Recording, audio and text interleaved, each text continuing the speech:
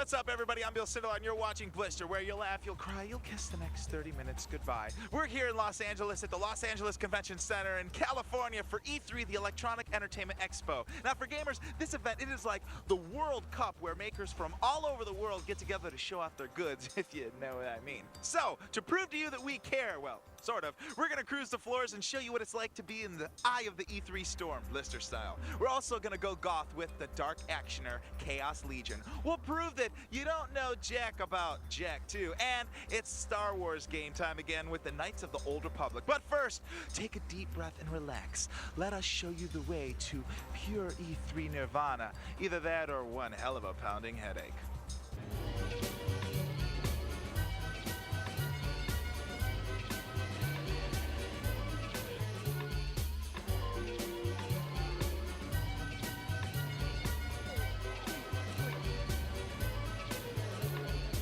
Oh, someone got in with a fake ID. Hey, it's loud.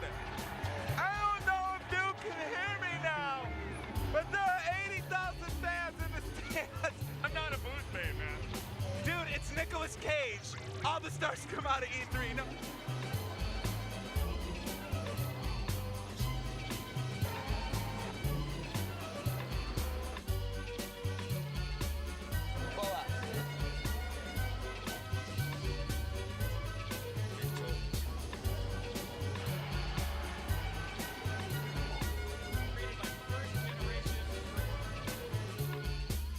Hey, do you guys like this game? Is it fun?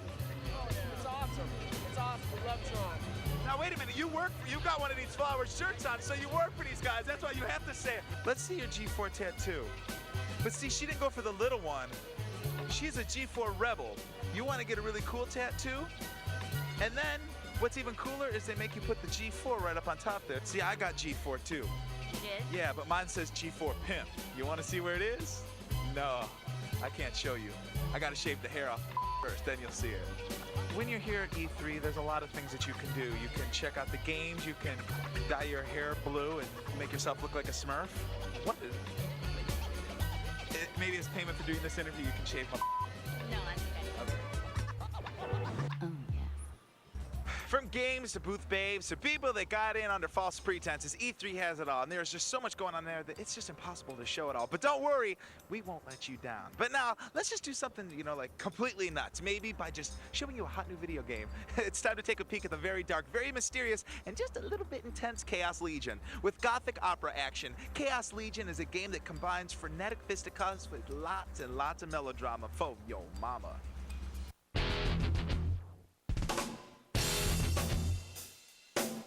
Good evening and welcome to Unsolved Blister Mysteries. Tonight, we'll be looking at the mysteries surrounding the upcoming Capcom game, Chaos Legion. Chaos Legion is indeed a mystery wrapped inside of a soft shell enigma dipped in riddles, steeped in secrets, and covered all over in intrigue. In this never-before-seen interview, perhaps Yoshinori Ono, the producer of Chaos Legion, can try to answer these questions. As much as I would love to tell you more about the story, the more I talk about it, the more it's going to ruin the plot. But I can tell you this much. It's a story where it doesn't have a clear good and a clear-cut bad. The lines between good and bad are blurred, and the player actually is going to have to play through the entire story to understand the different perspective and motivations of the characters. And those that they thought were bad may not necessarily have been bad. And those that seem good may have made a few mistakes and wrong turns in their paths on the way to where they've gotten. The main characters you'll be able to play in the game were all friends at one time. At least, that's what we've been told. Our staff did further research and found out this interesting bit of information. Well, there's one main character in the game who you play, and his name is Zieg. His old friend, Victor Delacroix, he's turned evil. And basically he is who in the end you're trying to fight, and he who is creating chaos in the world right now, and that's what you're trying to put an end to. Friend versus friend, man versus man. Sieg will spend the entire game tracking down his former friend Victor. You see, Victor has control of a mysterious evil power, and Sieg will have to stop him. The trail will take Sieg through ancient ruins, forests, cathedrals, and other gothic landscapes. The mystery continues. You can play as Sieg, but you can also play as a female character, and she is in a very short part of the game.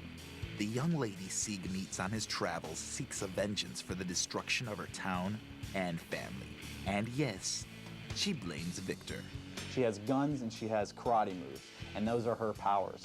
And she was put in there as a way to kind of break it up and to kind of really move into the purest action for a short period of time. And then you come back, next level, you're going to come back and play as Sieg again. Once you've beaten the game, you can go through and play the whole game as her if you'd like to.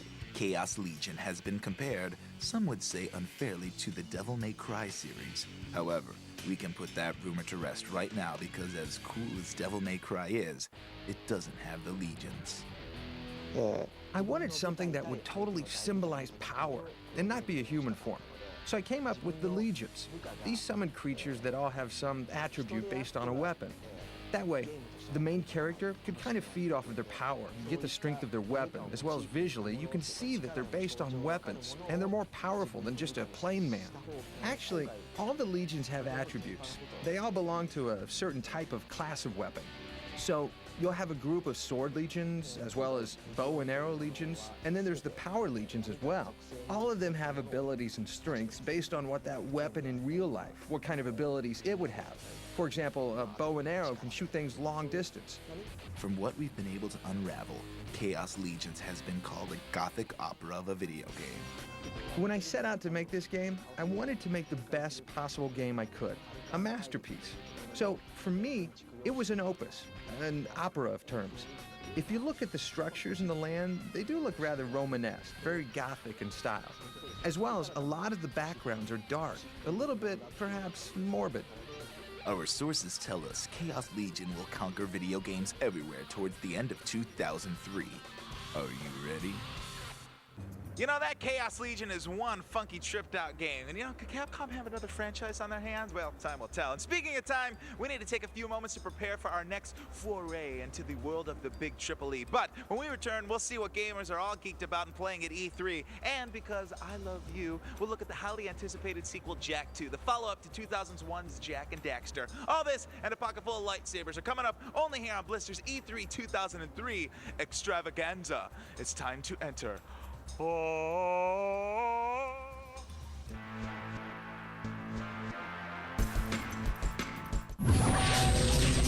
Blister expansion pack. We'll be right back.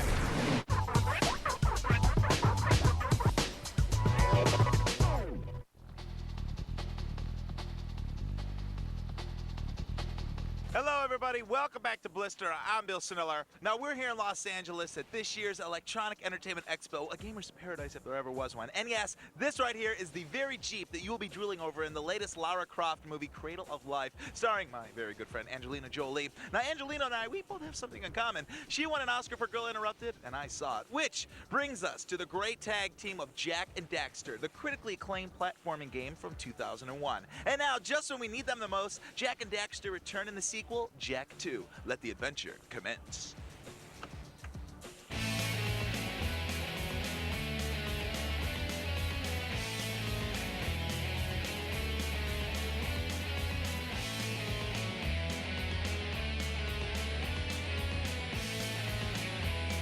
Yes, everybody's favorite fighting elf has returned. Jak is back in Jak II, the sequel to the acclaimed Jak and Daxter. This incarnation throws Jak into a dingy cityscape filled with evil forces. At the beginning of the game, you go 500 years in the future through a time rift. You're immediately arrested, you're put in prison, and the Baron Praxis, you meet very early on in one of the interstitial scenes. He's doing experimentation on Jak. Well, I'm always up for experimenting, but apparently being treated like a lab rat isn't so popular in the elven communities. Luckily, Daxter comes by and springs Jak from the clink. Jak vows to get revenge on the evil Baron Praxis. He heads off into the gritty city and into a most twisted story. Everything you do in Jak II specifically moves a plot forward, and it's a complex plot with characters that change personalities. They could be your friend at one point, your enemy at other points. There are over 80 missions in the game that bring Jak through the expansive environments, including mountains, caves, sewers, and fortresses. But if you think all work and no play makes Jak a dull boy, then you don't know Jak II. In addition to his platform pugilistics, Jack's seeking revenge with a whole new bag of toys. He now has a morphing gun, which allows him to attack enemies in 4 different modes. There's a shotgun mode, there's a rifle mode, there's a sort of a Vulcan cannon mode, and a homing missile mode. You have a hoverboard, which you can earn, that is always around then. There's Dark Jack moves, which are always around. There's vehicles to jump on at any time. You can do all of these things at the same time. These features are things that you can pretty much use anywhere. It's not the case of this is a hoverboard level, the only thing you can do there is hoverboard stuff for the most part. It's really very integrated. Jack's favorite integration? The Dark Jack powers, which Jack got as a result of the Baron's Dark Echo experiments. They allow Jack to do combo moves, use smart bombs, and go wacko jacko. Something's happening to me. Something he did. I can't control it. You better get low, Jack, on your eyelids, because these graphics are sparkling. The enhanced engine allows for beautiful shading and particle effects, and it keeps you jacked up with super quick load times. The engine is far more powerful. We're able to push a lot more polygons. We have more environment mapping. We have much better load systems, so we're able to display a lot more. Our characters, as they speak, are now 10 to 15,000 polygons as opposed to the 3,000 polygons in last game. The perfect number of polygons for Daxter. The wily sidekick spends most of the game unsuccessfully hitting on the ladies and cracking rude jokes, but is playable in the later levels of the game, giving you the opportunity to be the weasel. But don't let Baron Praxis have all the fun experimenting. Try it yourself. Get on and hit the road, Jack. The road to Jak II. Where would you be without me, eh, Dax? Well, Jack, I probably wouldn't be 2 feet tall, fuzzy, and running around in a sewer without a pair of pants. With an enhanced storyline and way more polygons, Jak II has improved much from the first game, but somebody, will you please explain to me why Daxter cannot have his name in the title of this game? I'm sorry? Oh, it's so interesting, isn't it? All right, well, Blister fans, we have teased and taunted you. Now it is time to show you. Come with us as we dive into the belly of the beast that is E3 and get to know your fellow gamers' perspectives on what's hot and what is even hotter.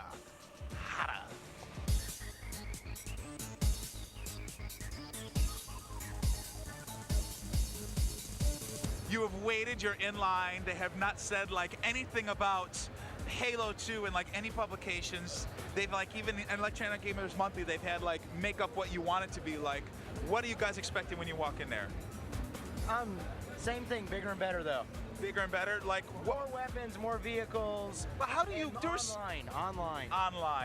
There's not too many girls that are here at E3 playing video games. No. Do you play a lot of video games? Yes, I do. You do? What's your favorite game? Buffy. For real? Really? What's different between this one and the other one? You get to play different characters. Oh, because you're Willow right there. Yeah, you're Willow, and you get to be Xander, and yeah, and the graphics are much better. Thank you, You're guys. on Earth. You're fighting on Earth. How cool is that going to be? Fighting on Earth? Yeah. Yes, because there's never any fighting on Earth. Jerry, you've been playing Rogue Ops here for a little bit. What do you think of the game? It seems to have a lot of atmosphere, and you know, like the character has a lot of detail. You know, you can crouch, shoot. It's action, and but there's a lot going on, so you can go through the level many different times, and there's always something new to find. So. Always something new to find. Too many games, too many options, too many pixels, not enough Halo 2, sensory overload. I must overact to get out of this. Have you ever heard of a movie series called Star Wars? I'm talking to you, have you? Well, if you have, then we have got the game for you with Star Wars Knights of the Old Republic. And later, things are going to get a little bizarre. I mean, really bizarre. Why? Because it's time for the Cindelar to make his presence felt here at E3, and it'll be felt only as the Cindelar can do it, right? Ha, you ready? I'm talking to you back of a trailer. We'll be back right here on Blister.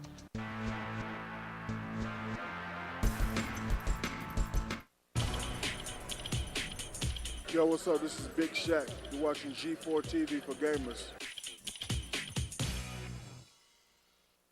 I love video games, I love this mall, and I love you!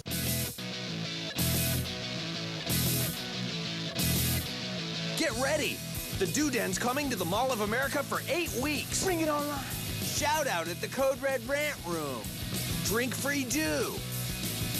battle on Xbox Live Games and win a chance to be on G4TV.com. Fantastic! Rant, play, drink, and win starting June 23rd. Do that! Yeah!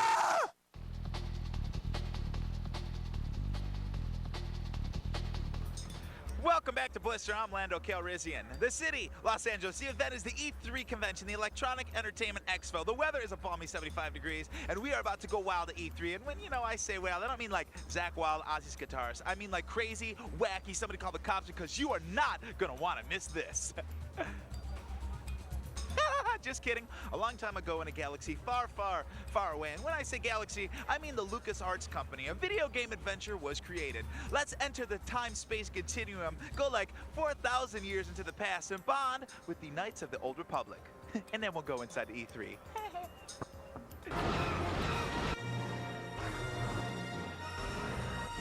I've stood in lines for hours at the movies. I've been to sci-fi conventions dressed as Hammerhead. And yes, like you, I've hung Jar Jar Binks in effigy. And when it comes to Star Wars games, I've played all the shooters, and I've followed Kyle Katarn on his path from dark to light. I've even rolled the dice in the tabletop Star Wars games, but that all comes to an end now. Star Wars Knights of the Old Republic is a third-person role-playing game set in the Star Wars universe about 4,000 years before the time of the movies. So it's a time of tremendous numbers of Jedi, tremendous numbers of Sith. And one of the key things about this game is that you can actually play dark or light side. But you can actually be the hero and save the Republic, or you can be the ultimate villain in the galaxy. It's a really cool period back where the game Star Wars Knights of the Old Republic is situated. And so there's been space travel for about 25,000 years. So the technology has definitely been there. And everything feels just like in the movies, but just a little older. And there's just a series of, I think 6 or 7 comic books that define it, the Tales of the Jedi. And it's a period of, there's Jedi all over the place. So your role in this game is to figure out your own heritage, to become a Jedi, to roleplay as a Jedi. Knights of the Old Republic uses a similar rule set to tabletop D&D games. There are 3 character classes that players can choose from with 6 stats that points can be attributed to. There are also 8 non-combat skills that can be leveled up throughout the course of the game. One of the ways that we're going to innovate in this game, I think, is in the ability to create your own character and really customize that character, so we can have someone choose their appearance and class and gender and really customize all your skills and feats and abilities so that you can actually play the game exactly the way you want to. For people who are new to it, we have basically a sort of surface layer where if you just want to jump in and go straight into the game, it'll be very intuitive to do that as well. Gamers will be able to go into battle in 2 different ways, real-time and turn-based, and you can transition between the 2 as much as you want. There are also 9 AI-controlled allies that you can recruit to join your cause. Probably the biggest challenges that are present in Star Wars games, probably, I don't know how unique they are aside from the fact, like they may be sort of unique to what Star Wars is, but also similar challenges that we face in our Dungeons & Dragons games like Neverwinter Nights and Baldur's Gate, and that is that you're dealing with an audience that really knows the subject matter, and so you've got to be very careful that your stuff fits what their vision of the universe should be, and I think that's been one of the unique challenges on Knights of the Old Republic, just trying to make sure that you match the expectations of the audience. I could go on and on about the details of Knights of the Old Republic, but with a game this massive and steeped in fan lore, you're just gonna have to search for the rest of your answers inside. Which path will you follow, light or dark? I'm guessing dark.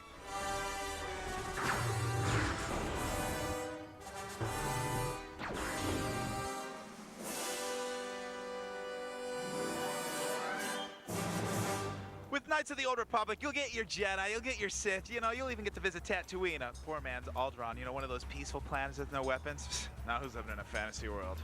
All right, it is time. Blister fans, are you ready to go in? Woo! Can y'all show a little more excitement, maybe? Don't hurt yourselves. Look, I didn't wear a tight shirt. Anyway, I hope that there's more life inside, and more of my fans.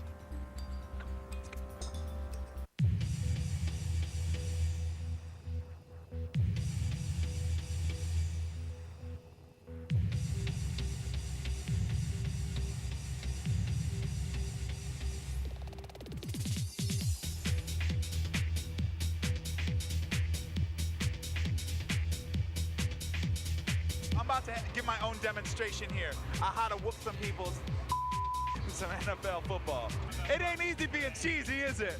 Nothing makes me happier than seeing a lady in line to see a preview of a war game. I've always dreamed of being American Idol. Oh, I want to see this.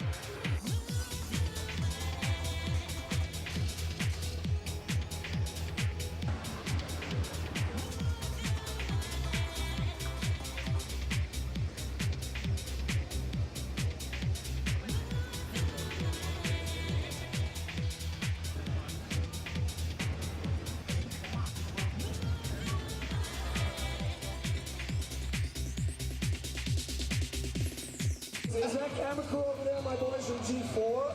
C-A-D. Yeah, G4's in the house. How many of you guys like the idea of a 24-hour video game channel? Don't be like MTV. Keep it video games 24/7. I don't want a video game reality show. No video game characters sharing an apartment. All video games all the time on G4. Maybe we can get a cat-our-own show. There goes the next season. So why were you at the Backyard Wrestling booth? I'm gonna check it out. You're gonna we know why you were at the booth. Don't lie to the people at home. The camera doesn't lie. All right, booth babes. Booths. Booth babes. Thank you. What are these people? They're the new characters from Disney Toontown Online.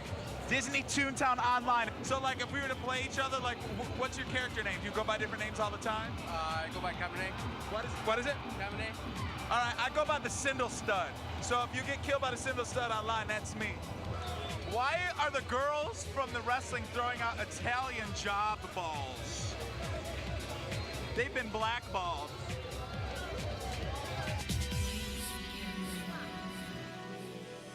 I never thought the Army be booming to NSYNC in one of these things. You guys got a nice system. Anyway, man, if you thought that was wild, well, you need to be on the lookout for our special DVD of Blister at E3 Uncensored with guest star Snoop Dogg. Obviously, I know I'm lying. Or am I? All right, people, now I want to know which game featured at this year's E3 you're looking forward to the most. So log on to our message boards at g4tv.com/Blister and let me know. Well, that's it for Blister's look into the wonders of E3 for this year. I feel that we've all learned something and grown as a gaming community. So I'm going to go back in for some last-minute gaming info. So from the Electronic Entertainment Expo in Los Angeles, I'm Bill Sindelar signing off for Blister. Now get on out of here. Go on, get out. I got some games to go play. You'll even get to visit Tatooine, a poor man's Alderaan, you know, one of those peaceful planets with no weapons. What now? Oh my God, who is behind me? What? Shouldn't you be a Panda Express serving people some orange chicken? What? Who is it? Get over here. Who? He kicked. He was strong though, boy.